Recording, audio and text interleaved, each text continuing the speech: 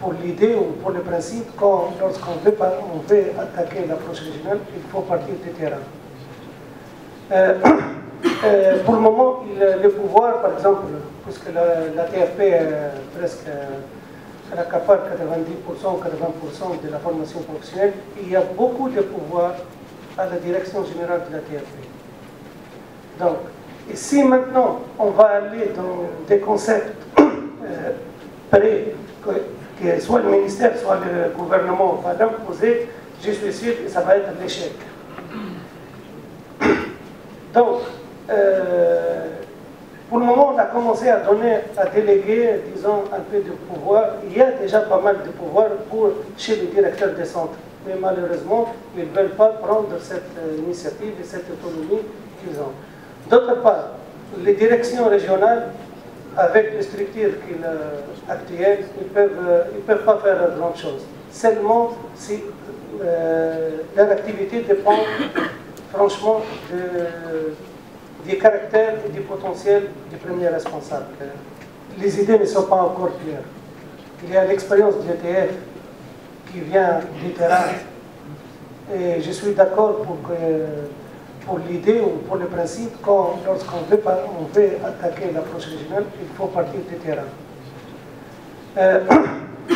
Pour le moment, le pouvoir, par exemple, puisque la TFP presque elle accapare 90% ou 80% de la formation professionnelle, il y a beaucoup de pouvoir à la direction générale de la TFP. Donc, et si maintenant on va aller dans des concepts prêts, que soit le ministère, soit le gouvernement va l'imposer, je suis sûr que ça va être l'échec. Donc, pour le moment, on a commencé à déléguer, disons, un peu de pouvoir. Il y a déjà pas mal de pouvoir chez les directeurs des centres. Mais malheureusement, ils ne veulent pas prendre cette initiative et cette autonomie qu'ils ont.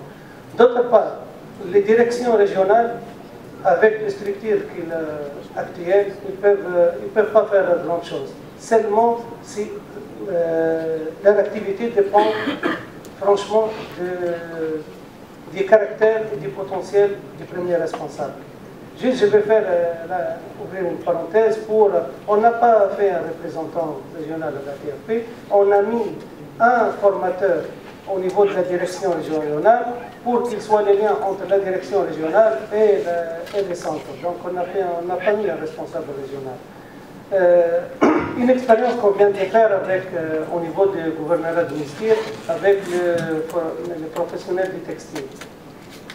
On s'est mis d'accord qu'il y a une équipe de travail composée de trois professionnels, les directeurs des centres dans le domaine du textile et les directeurs régionaux et quelques formateurs qui vont être choisis par leurs collègues. Cette équipe va être co-présidée par le directeur régional et le président de la Chambre. Et on va donner tous les pouvoirs à cette équipe. Presque toutes les décisions prises vont être suivies. Mais le problème, maintenant que la direction générale est ouverte, elle peut aller dans ce sens-là. Si on ne met pas les structures nécessaires, disons, dans le futur, avec une nouvelle direction, on peut stopper ça. Et c'est ça le malheur. La direction générale de la TFP, elle peut faire les vétos, comme elle peut aller. Donc, je résume, il y a beaucoup de pouvoir à la TFP, à la direction générale de la TFP, mais l'approche régionale n'est pas encore claire. Moi, je suis pour l'idée que chaque région, on ne peut pas aussi imposer le même système pour toutes les régions, ou le même concept. Il faut que chaque région trouve son équilibre. Surtout qu'on n'a pas encore, même le gouvernement n'a pas encore, l'idée n'est pas encore claire chez les gouvernements, chez les autres ministères. Donc l'approche régionale au niveau de la politique du pays n'est pas encore claire. Donc maintenant, il faut partir du terrain, comme l'exemple de l'ethnie, comme disons certaines équipes qui sont en train de s'installer au niveau, disons, entre les professionnels et le domaine de la formation. J'insiste donc sur ce fait d'aller vers les régions à partir des terrains et chaque région a ses spécificités et surtout n'est pas d'aller demander au ministère ou au gouvernement d'avoir une idée claire, concept clair pour une approche régionale. On n'a pas et je suis sûr qu'on n'aura pas d'ici une bonne période. Il faut donner une certaine autonomie et une certaine liberté pour le centre de formation pour savoir ou pour gérer ou administrer le centre ou bien la formation d'une manière adéquate aux spécificités de la région, spécificités économiques, sociales et culturelles.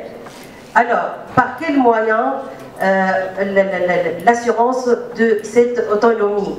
Je crois par deux moyens. Moyen législatif, il faut élaborer un cadre législatif qui réglemente la relation entre le centre de formation et les autres acteurs publics tels que le gouvernorat, les établissements publics et les acteurs privés tels que les entreprises privées.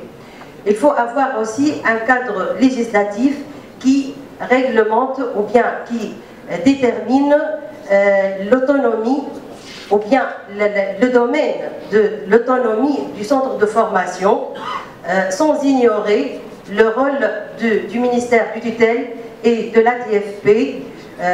Le rôle, c'est un rôle de contrôle puisqu'il s'agit des fonds publics. Aussi, il faut avoir l'autre moyen de cette liberté ou bien de cette autonomie, les moyens matériels.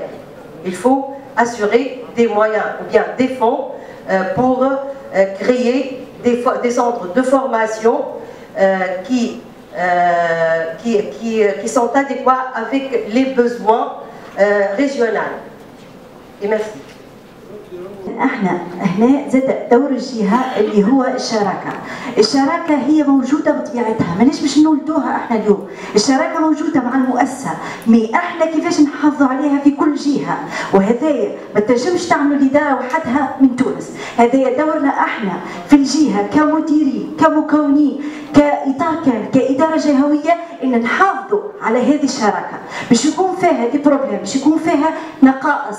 لكن احنا كيفاش نتجاوزوا هالنقائص وكيفاش نزيدوا نوطوا هالعلاقه اللي هي موجوده، والحمد لله معناها انا كتجربه صغيره برغم عندنا مشاكل ونقص في الاعدادات وعندنا معناها نقص مثلا المطبخ بيداغوجي، مي قاعدين افيك نو بون ريلاسيون افيك لي زوتيل، الحمد لله قاعدين نخرجوا في ما شاء الله كفاءات عاليه، والعلاقات مع المؤسسات باهيه برشا والحمد لله.